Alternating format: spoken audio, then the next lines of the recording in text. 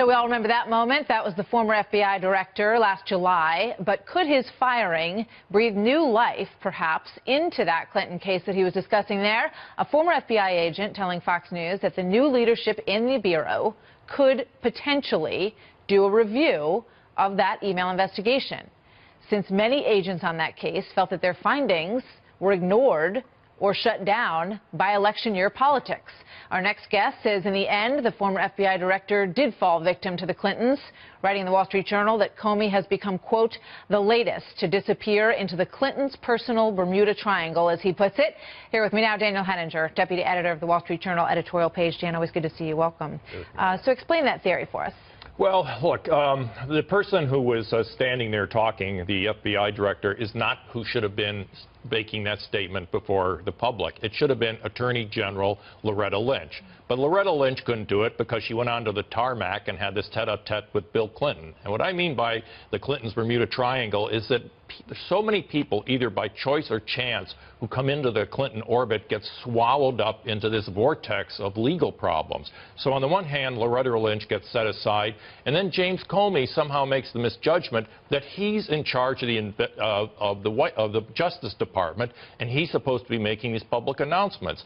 And as Deputy Attorney General Rod Rosenstein made clear, that in his memo to Donald Trump, that is not the appropriate job of the director of the FBI. That should have been done by the Deputy Attorney General, Sally Yates. And so Jim Comey got sucked into this email server story and tried to investigate it, and because the Clintons have this method of stonewalling and denial and using legal deflection, he got pulled in deeper and deeper into the details of it. There was no end game to it, and Comey himself, I think, was brought down by the Clinton method. So with regard to this question of whether or not it could ever be revisited, I think a lot of people would like to see that whole chapter go away, and I'm sure Hillary Clinton would be in that category. But there was some interesting comparison here, because here's what James Comey said on July 7th with regard to how the FBI team who worked on this investigation felt about the final outcome, which was the judgment that there was no intent. And then you'll hear Deputy Director McCabe on that team and their real feelings about how things turned out just yesterday. Watch. And so an unauthorized server in the basement is not mishandling. Well, no, there is evidence of mishandling here. This whole investigation at the end focused on, is there sufficient evidence of intent? Was this unanimous opinion within the FBI on your decision?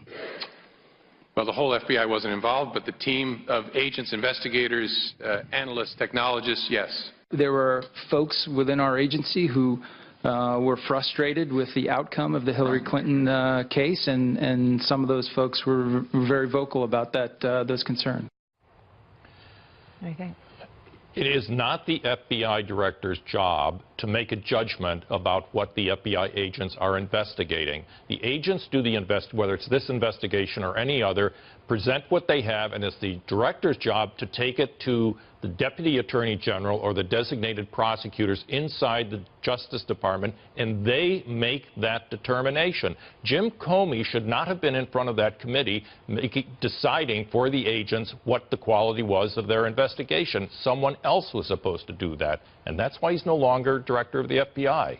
Is there any indication that you think that some of those people in the FBI who worked on the case who were unhappy, and we've heard from many of them in different channels, might push to say that they want to reopen? Yeah, I think they might push with a new FBI director. And of course, the FBI, they do things quietly, but they also have their way of revealing to the public, shall we say leaking, if they think they have information that needed to be pursued. So it's not beyond imagining that Hillary Clinton's email server story, which really did involve specific federal laws that might or might not have been violated, unlike, say, the Trump collusion story, which so far has surfaced the identification of no law that could have been violated. This one really was something that a prosecutor could look into. Dan Henninger, thank you. Always good to see you, Dan. Great to be with you, Martha.